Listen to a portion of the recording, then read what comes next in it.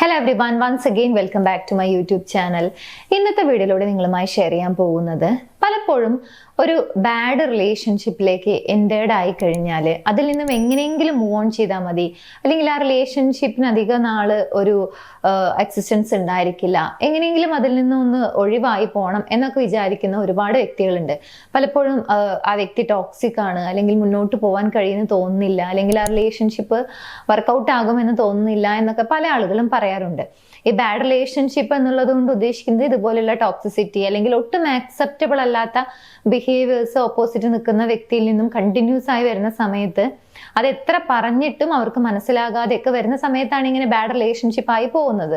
So ഇങ്ങനെയുള്ള ഒരു bad റിലേഷൻഷിപ്പിൽ നിന്നും നമുക്ക് മൂവ് ഓൺ ചെയ്യണമെന്ന ആഗ്രഹമുണ്ടെങ്കിൽ അതിനു വേണ്ടി ചെയ്യാൻ കഴിയുന്ന ഒരു 5 കാര്യങ്ങളാണ് ഇന്നത്തെ വീഡിയോയിലൂടെ ഷെയർ ചെയ്യുന്നത്. നോക്കാം. 1, പലപ്പോഴും ബാഡ് റിലേഷൻഷിപ്പ് ആണ്, പക്ഷേ സ്റ്റിൽ ഓപ്പോസിറ്റ് നിൽക്കുന്ന വ്യക്തിയെ ഇഷ്ടപ്പെടുന്ന ആളുകളും ഉണ്ടായിരിക്കും. അതായത് അവരെ ഇഷ്ടമുണ്ട്, പക്ഷെ അവരുമായിട്ട് മുന്നോട്ട് പോകാൻ കഴിയില്ല. കാരണം ഈ പറഞ്ഞ പോലെ ടോക്സിസിറ്റി അല്ലെങ്കിൽ പല റീസൺ കൊണ്ട്. അങ്ങനെ ആകുന്ന സാഹചര്യങ്ങളിൽ നിങ്ങൾ ആദ്യം ചെയ്യേണ്ട കാര്യം ഇമോഷണലി ആൻഡ് ഫിസിക്കലി അവരിൽ നിന്നും ഒരു ഡിസ്റ്റൻസ് കീപ്പ് ചെയ്യുക എന്നുള്ളതാണ്. ഈ 2 കാര്യവും, അതായത് ഇമോഷണലി ആൻഡ് ഫിസിക്കലി നിങ്ങൾക്ക് ആ ഒരു ഡിസ്റ്റൻസ് കീപ്പ് ചെയ്യാൻ സാധിക്കുന്നുണ്ടെങ്കിൽ മാത്രമാണ് ഇനി പറയാൻ പോകുന്ന മുന്നോട്ടുള്ള കാര്യങ്ങളും നിങ്ങൾക്ക് ചെയ്യാൻ സാധിക്കുള്ളൂ. മാത്രമല്ല ആ ഒരു ബാഡ് റിലേഷൻഷിപ്പിൽ നിന്ന് നിങ്ങൾക്ക് മൂവ് ഓൺ ചെയ്യാനും സാധിക്കുള്ളൂ. Emotionally and physically distance keep ചെയ്യുക എന്നുള്ളത് കൊണ്ട് എന്താണ് ഉദ്ദേശിച്ചത് എന്നുള്ളത് നിങ്ങൾക്ക് ഓൾറെഡി മനസ്സിലായിട്ടുണ്ടായിരിക്കും. സ്വാഭാവികമായിട്ടും വളരെയധികം ഓവർ ഷെയർ ചെയ്യുന്ന കാര്യങ്ങളൊക്കെ സ്റ്റോപ്പ് ചെയ്യുക, അങ്ങനെ വൾണറബിൾ ആവുന്നുണ്ടെങ്കിൽ അത് സ്റ്റോപ്പ് ചെയ്യുക, അങ്ങനെ ഇമോഷണലി ആൻഡ് ഫിസിക്കലി ഒരു ഡിസ്റ്റൻസ് കീപ്പ് ചെയ്യുക എന്നുള്ളതാണ് ആദ്യമായിട്ട് ഒരു ബാഡ് റിലേഷൻഷിപ്പിൽ നിന്നും നിങ്ങൾക്ക് മൂവ് ഓൺ ചെയ്യണം എന്ന ആഗ്രഹം ഉണ്ടെങ്കിൽ ചെയ്യേണ്ട കാര്യം. രണ്ടാമതായി നിങ്ങൾ നിങ്ങളെ തന്നെ റിമൈൻഡ് ചെയ്തുകൊണ്ടേയിരിക്കണം നിങ്ങൾക്ക് ഡിസേർവിംഗ് ആയിട്ടുള്ള ഒരു റിലേഷൻഷിപ്പ് എന്താണ് എന്നുള്ളത്. നിങ്ങൾ ആഗ്രഹിക്കുന്ന, നിങ്ങൾ ഇഷ്ടപ്പെടുന്ന, നിങ്ങൾക്ക് ഏറ്റവും ഡിസേർവിംഗ് ആയിട്ടുള്ള ഒരു റിലേഷൻഷിപ്പ് ഇതാണ് എന്നുള്ള രീതിയിൽ, ഇതാണ് മീൻസ് ഇപ്പൊ നിങ്ങൾ നിലനിൽക്കുന്നതല്ല, നിങ്ങളുടെ മൈൻഡിൽ ഒരു കാര്യം ഉണ്ടായിരിക്കും, നിങ്ങൾക്കൊരു കോൺസെപ്റ്റ് ഉണ്ടായിരിക്കും, നിങ്ങൾ ആഗ്രഹിക്കുന്ന ഒരു റിലേഷൻഷിപ്പ് ഉണ്ടായിരിക്കില്ലേ, ആ കാര്യം അത് നിങ്ങൾ നിങ്ങളെ തന്നെ റിമൈൻഡ് ചെയ്തുകൊണ്ടേയിരിക്കണം എന്നുള്ളതാണ്. എങ്കിൽ മാത്രമാണ് ആ ഒരു റിലേഷൻഷിപ്പ്, ബാഡ് റിലേഷൻഷിപ്പ് നിങ്ങൾക്ക് ലീവ് ചെയ്യാൻ സാധിക്കുള്ളൂ.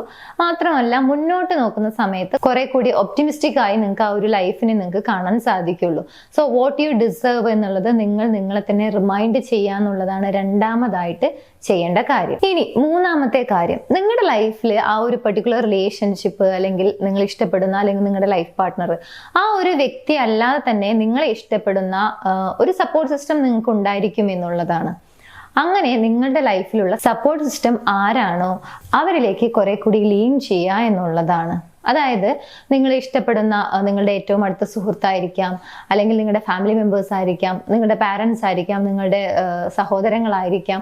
സോ ഇങ്ങനെ നിങ്ങളെ ഇഷ്ടപ്പെടുന്ന, നിങ്ങളെ സപ്പോർട്ട് ചെയ്യുന്ന ആളുകൾ നിങ്ങളുടെ ലൈഫിൽ സ്റ്റിൽ ഉണ്ടായിരിക്കും.